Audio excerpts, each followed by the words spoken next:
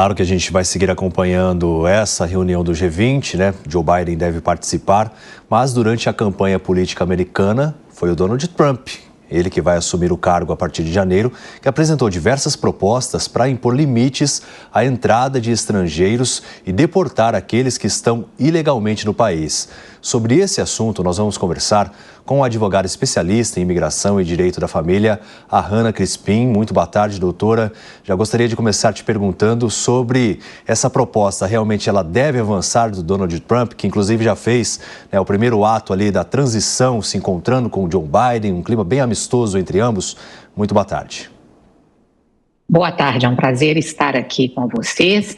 E com relação às medidas drásticas para parar ou diminuir barbaramente o número de imigrantes entrando no país ilegalmente, sim, isso deve acontecer e já devem ser ordens executivas que serão apresentadas logo que o presidente Trump assumir em 20 de janeiro de 2025. E até a proposta dele, né, ele disse durante a campanha, incessante, por várias vezes, dizendo que, olha, vamos fechar as nossas fronteiras, vamos reforçar isso. Quais os impactos também que, caso a proposta siga adiante, pode gerar nos Estados Unidos e aqui também trazendo para o Brasil? Bom, o que nós precisamos diferenciar é o seguinte: nós temos a imigração legal para o país, que inclusive o presidente Trump, no primeiro termo como presidente, disse que precisaria ser modificada. Existe uma necessidade de reforma imigratória, existe uma necessidade há anos de que sejam aumentados os números de vistos para trabalhadores de todas as categorias, qualificados ou não, porque há falta de mão de obra nos Estados Unidos. O que aconteceu nos últimos 4 anos, durante a administração Biden, são os milhões de pessoas que cruzaram a fronteira, que entraram com famílias, que estão hoje em dia recebendo benefícios, não todas, mas um número muito grande, estão recebendo benefícios do governo, que as pessoas até que estão aqui já há muitos anos e mesmo que indocumentadas, não têm direito a receber. Então, isso criou até uma animosidade entre os imigrantes que já vivem aqui nos Estados Unidos há muito tempo e os que chegaram recentemente. Daí, inclusive, a surpresa, que na realidade para mim não foi nenhuma, do grande número de votos latinos que o presidente Trump recebeu. Doutora Hannah, vou incluir na nossa conversa também o Gustavo Segré, nosso analista, que segue com a gente aqui no Fast News, para que possa também fazer uma pergunta. Doutora, boa tarde, obrigado pelo seu tempo. A pergunta seria: quando a gente avalia em amigos que possamos ter nos Estados Unidos, a gente observa que determinados trabalhos são assignados especificamente à parte migratória e, em alguns casos, inclusive ilegal. Por exemplo, cuidado de piscinas, cortado de gramas, questões que ajudam, por exemplo, quando tem algum problema climático para restabelecer o telhado.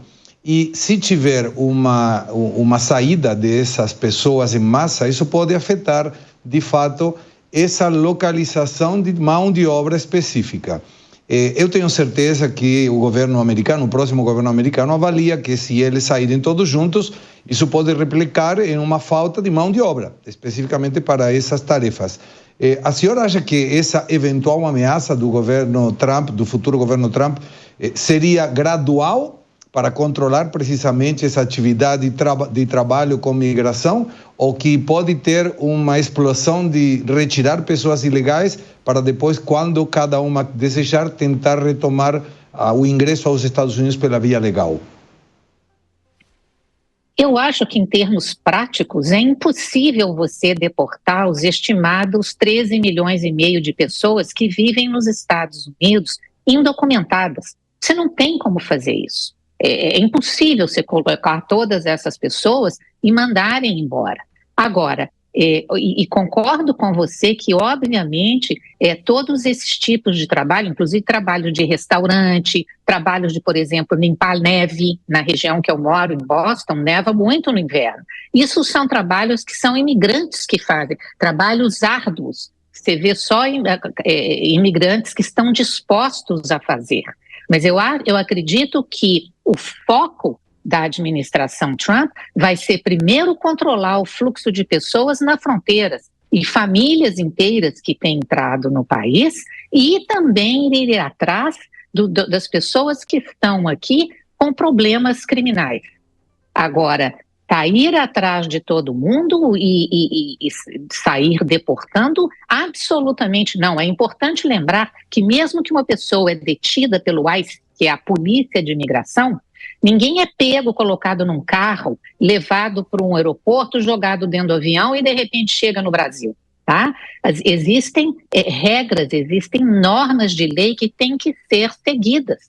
Muitas vezes essas pessoas, até se ficarem detidas, elas têm o direito de terem uma audiência com o juiz de imigração, elas têm o direito de apresentar uma defesa, se for a situação daquela pessoa. Então, nada é possível, aliás, é completamente impossível deportação em massa de milhões e milhões de pessoas.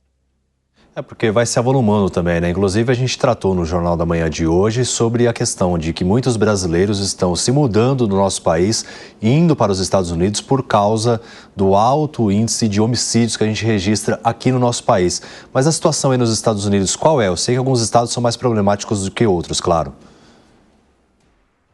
Problemáticos com relação ao quê? A receber a segurança mesmo.